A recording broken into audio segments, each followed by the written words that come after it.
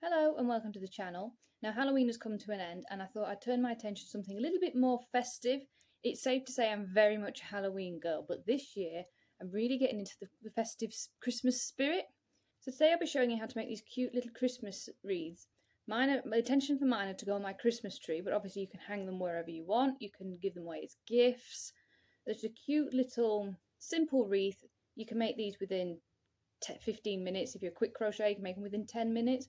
The thing that took me the longest was the decorations. Because you can see this one's quite plain. I added extras to this one, and it actually took me longer to do the decorations than it actually did to do the wreath.